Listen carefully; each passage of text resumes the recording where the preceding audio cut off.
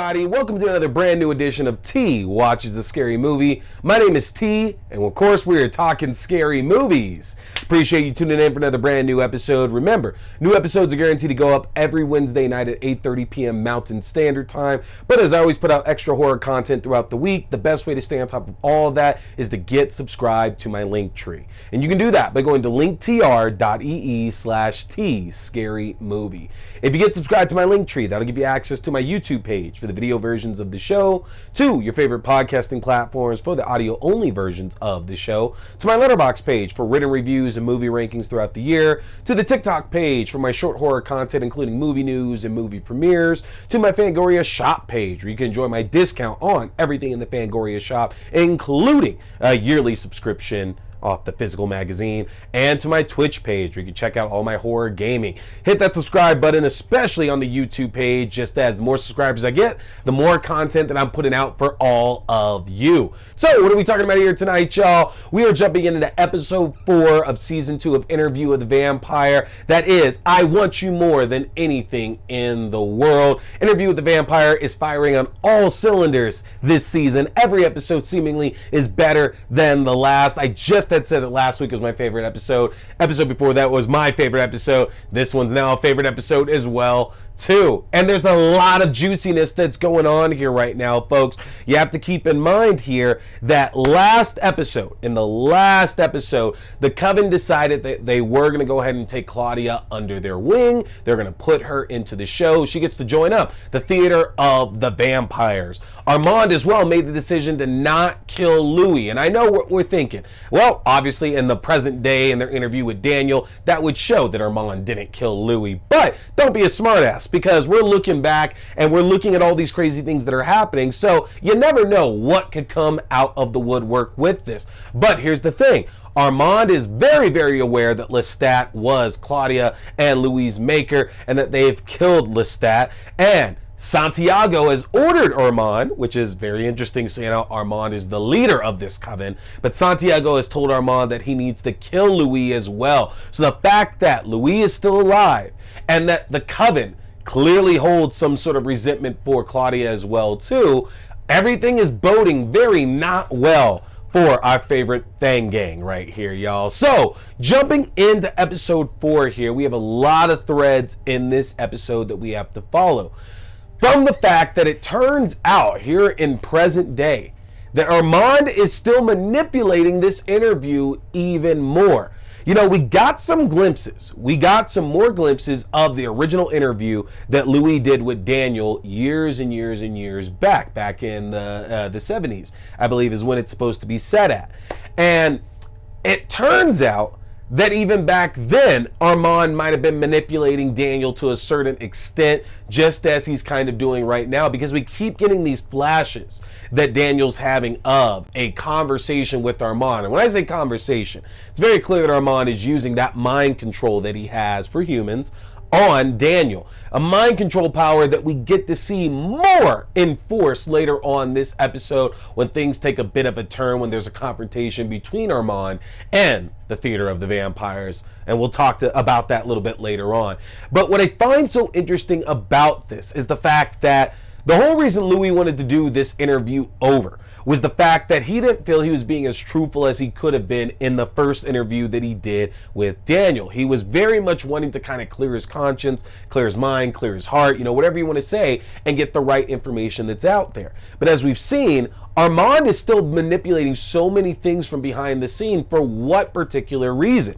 Could it be that Armand is still looking to uphold the sacred vampire laws, that we're not supposed to relay any of this back to the human side? And if that is the case, then why do the interview in the first place? Is Armand just toying with Daniel, and at the end of all of this, he's going to ultimately kill him?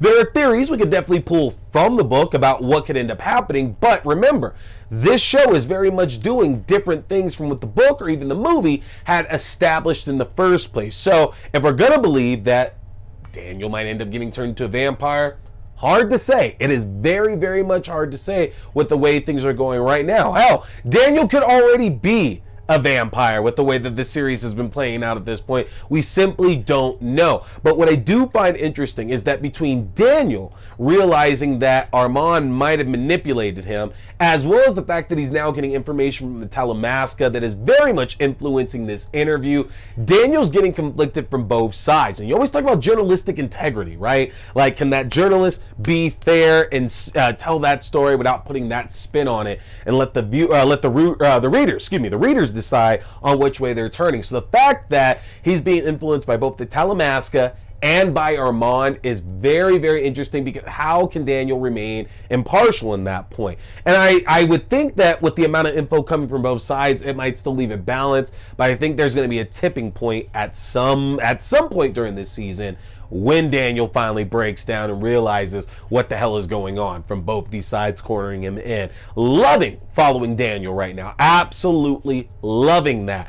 But then that feeds into the strife with Louis and Armand, both in present day and in the past as well, because one thing we're starting to realize is that Louis is not dropping these visions of Lestat. And what's making them actually a little bit more terrifying is the fact that, look, Lestat could be dead. Lestat, as far as we know, probably is dead right now.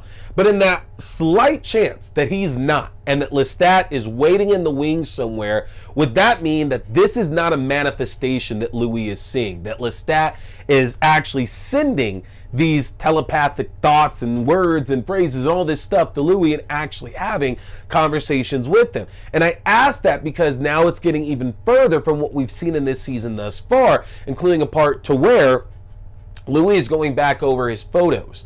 And he's very much thinking that he just doesn't have the talent for it. He's embarrassed. He doesn't really want to engage in something that he was finding love for, which is nice to know vampires can fail in things just as much as humans can.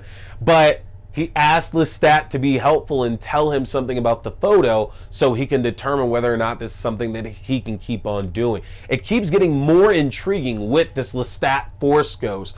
And I very much get the feeling that this might actually be Lestat, like, projecting thoughts from wherever he's laid to rest at the moment. But who knows? We're not there yet, and this is still clearly having an effect on his relationship with Armand as well. Because in the past, we see that the Coven confronts Armand about what Louis is, because he's not a part of the Coven, but yet he's afforded all these privileges where he gets to know what they're doing, what they're saying, what they're involved in, and he's expected to protect that information even though he's not officially a part of it, which obviously the Coven is not too happy about, especially Santiago, who wants Louis dead for sure.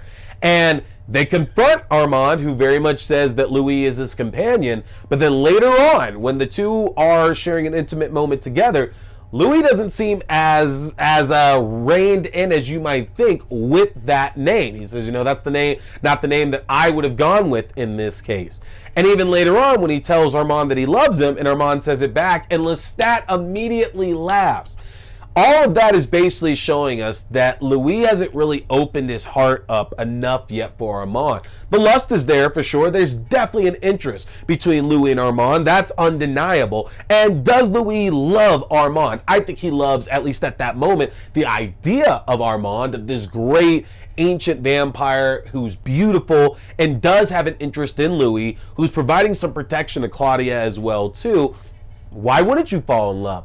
But that relationship then is not the same that the relationship is in the future. And we find out in the future, again, with Armand's manipulations, that he's even gone as far to keep manipulating Louis by putting in photos from another photographer into his entire set. So when Daniel's looking through them and picking them all out, Louis immediately is embarrassed and uncomfortable by the fact that Armand clearly would have had to have done this, because there's no way Louis would have done it. Why would Daniel do it? So Armand is manipulating things more and more and more. And it really did kind of show the first big disagreement we've gotten between the two. And Armand, we know, can be dangerous.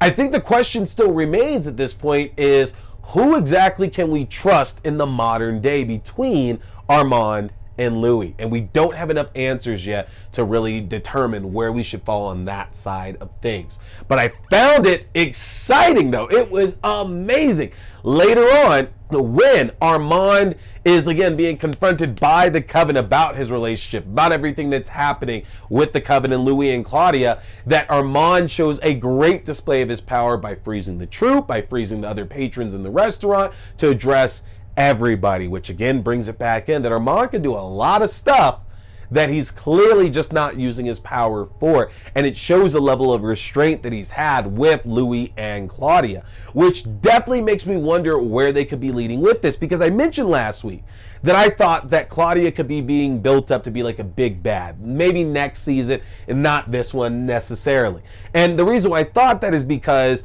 Louis didn't seem like he was fully committed to Armand. And this episode furthers that point for me, honestly, to where, regardless of where they are in the present day time, Louis just does not seem that enthralled with Armand in the past when they're with the theater troupe.